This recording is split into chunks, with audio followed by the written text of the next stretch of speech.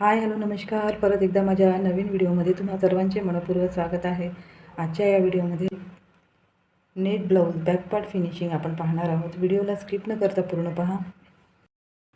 ही पट्टी 1/2 इंच शिलाई मार्जिन घेऊन अशा पद्धतीने आपल्याला पूर्ण गळ्यावर स्टिच करून घ्यायची आहे.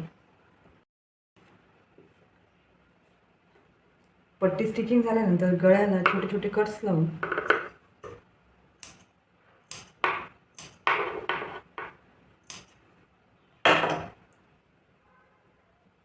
ही पट्टी अशा पद्धतीने आपल्याला पलटून घ्यायची आहे आणि वरून एक दाब शिलाई आपल्याला देऊन घ्यायची आहे. अशा पद्धतीने मेन फॅब्रिक आणि अस्तर मी पिना लावून जोडून घेतलेले आहे. डिझाईनचे बरोबर सेंटर काढून मी पिना लावून सेट करून घेतले आहे. अशा पद्धतीने आपल्याला गळ्यावरती शिलाई देऊन हा भाग पूर्ण जोडून घ्यायचा आहे. अशा प्रकारे मी गळ्याला दाब शिलाई देऊन पूर्ण फिनिश करून घेतली आहे. कपड्याची उलट बाजू करून अस्तर आणि मेन फॅब्रिक पूर्ण आपल्याला जोडून घ्यायचे आहे. कमरेच्या बाजूने आणि साईडने या दोन्ही बाजूने आपल्याला पूर्ण अस्तर जोडून घ्यायचे आहे आणि एक्स्ट्रा कापड कटिंग करून घ्यायचं आहे. अशा पद्धतीने मी एक्स्ट्रा कापड कटिंग करून घेतलेलं आहे, तुम्ही पाहू शकता.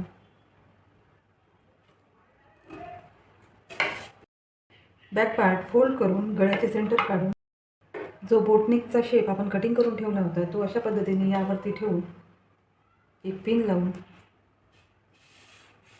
आपल्याला अशा पद्धतीने बोटनेकचा शेप देऊन घ्यायचा आहे.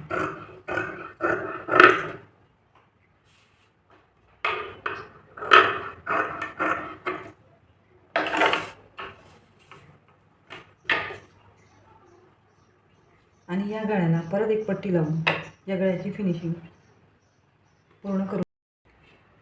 अशा पद्धतीने गळ्याला पट्टी लावून मी गळा पूर्ण करून घेतलेला आहे. कमरेच्या बाजूलाही 1.5 इंचाची पट्टी आपल्याला या बाजूने लावून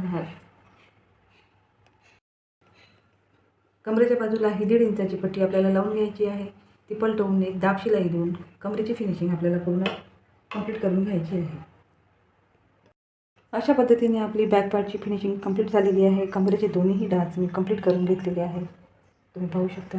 व्हिडिओ आवडला असेल तर व्हिडिओला लाईक करा, चॅनलला सबस्क्राईब करा. व्हिडिओ पाहिल्याबद्दल मनपूर्वक खूप धन्यवाद, खूप आभार तुमचे.